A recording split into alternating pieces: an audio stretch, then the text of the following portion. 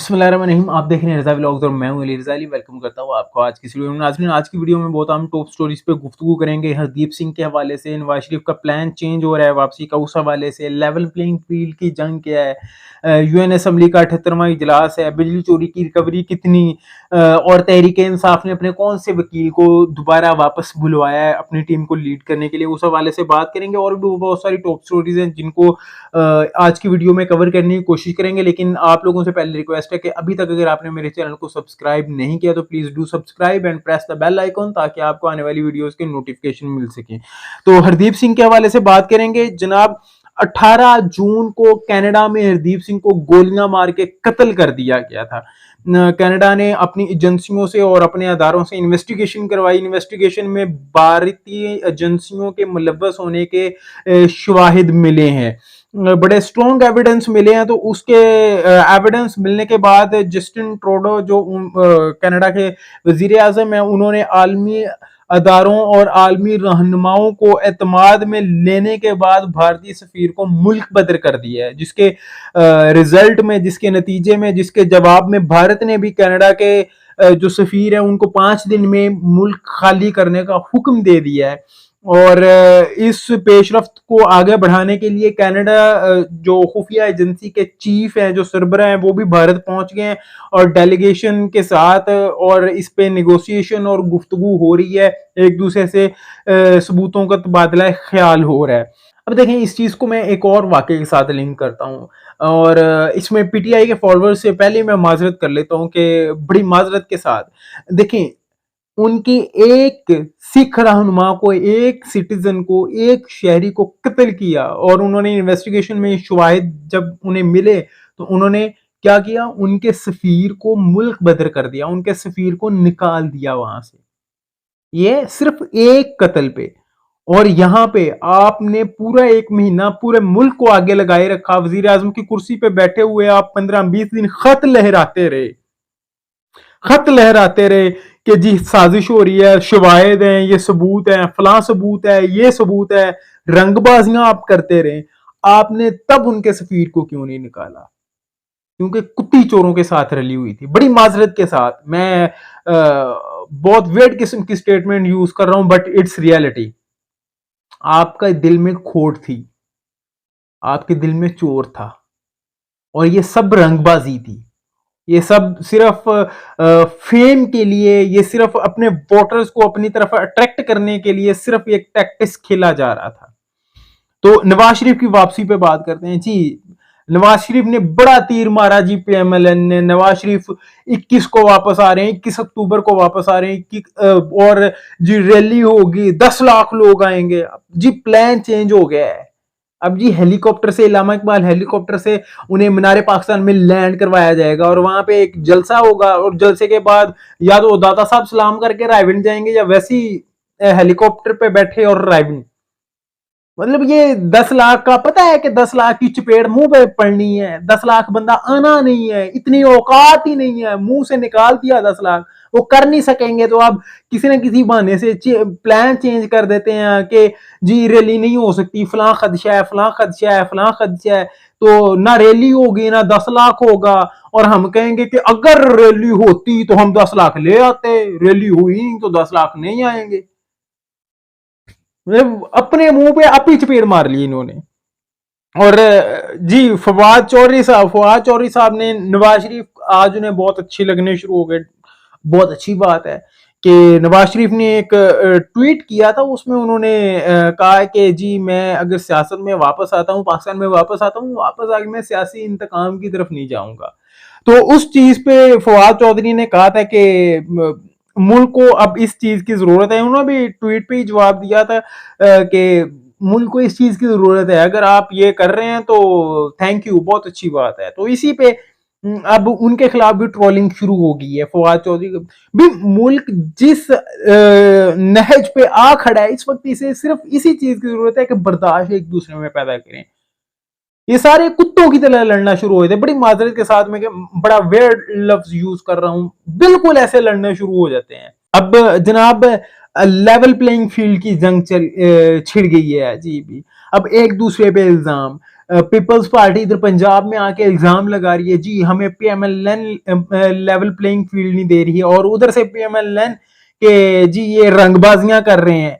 उधर एमक्यूएम रंगबाजी क्या कर रही है, वो उधर कराची में बैठ के कह रही है कि पीपीपी हमें जो है वो फेवर नहीं कर रही, लेवल प्लेइंग फील्ड नहीं दे रही, और जो निगरान हुकूमत है वो इनके साथ है और इनके लिए फील्ड सेट कर रही है ताकि इंतखाबात में पीपीपी को बेनिफिट मिले।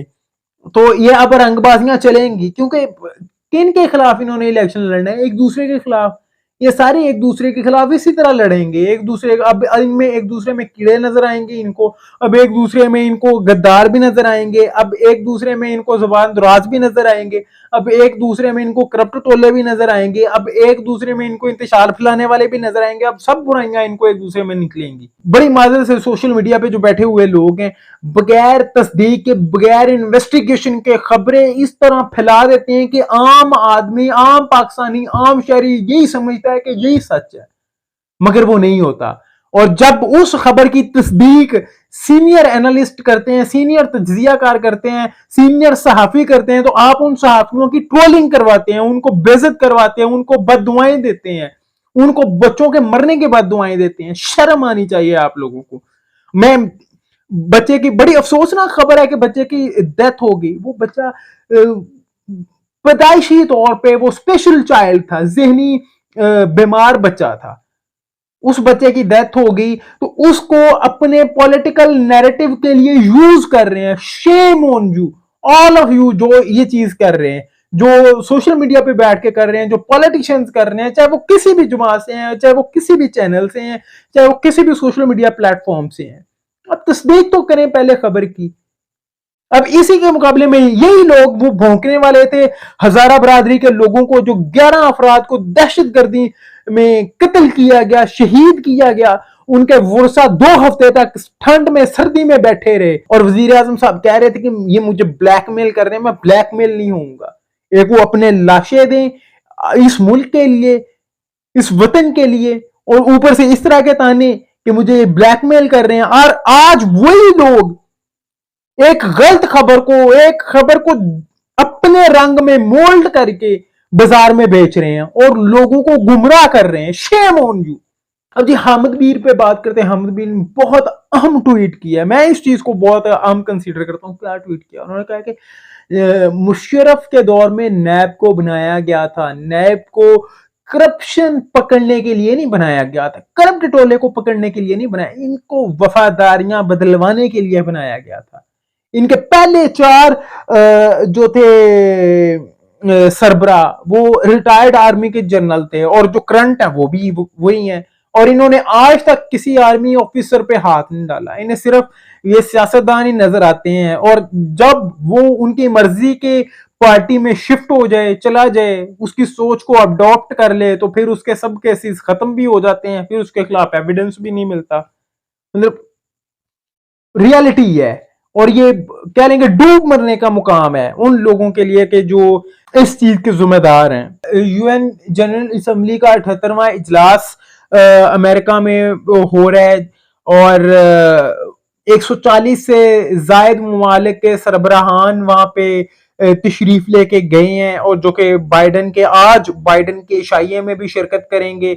पाकिस्तान के केयर टेकर वजीर आजम काकड़ साहब भी वहां पे मौजूद हैं, और वहां पे ये भी खबरें आ रही हैं कि काकड़ साहब की ईरान के और तुर्की के सदर से भी मुलाकात जो है ना वो तय है। Secretary power division Rashid Langrial साहब के अकॉर्डिंग 4 अरब 6 करोड़ की रिकवरी हो चुकी है पावर डिवीजन में, पावर सेक्टर में बिजली चोरी के हवाले से। और डंडे के कमालात डॉलर भी आज 295 और 296 रिस्पेक्टिवली इंटरबैंक और ओपन मार्केट दोनों में सेल एंड बाइंग हो रही थी। वीडियो के शुरू में भी बताया था कि पीटीआई ने अपनी एक सीनियर वकील को दोबारा वापस बुलाया कि वो उनकी टीम को लीड करे। शेर अफजल मरवत ने ट्वीट करके अनाउंस किया है कि उन्होंने अपॉइंट कर लिया है हामिद खान को कि वो इनकी लीगल टीम को लीड करें। और जनाब जो सियासतदान और 2 तज्जियाकारों के दंगल की बात की थी, कामरान शाहिद साहब का दुनिया न्यूज पे प्रोग्राम चलता है, उसमें इरशाद भट्टी, हफीजुल्लाह नियाजी और उस्मा बुखारी इंतहाई गैर मुहज्जब तरीके से एक दूसरे से पेश आए, गैर मुहज्जब गुफ्तगू हुई, लानतों का मुकाबला हुआ उसमें।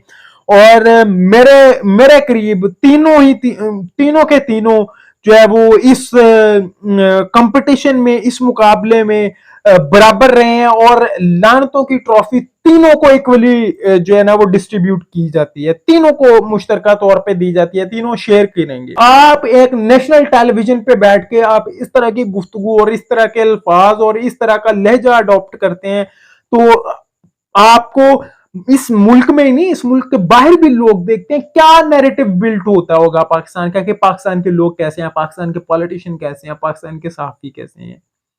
सोचने की जरूरत है, समझने की जरूरत है, अक्ल की जरूरत है, समझ की जरूरत है। आज की वीडियो से इतना ही, इंशाल्लाह मिलेंगे अगली वीडियो में, तब तक के लिए अल्लाह हाफिज़।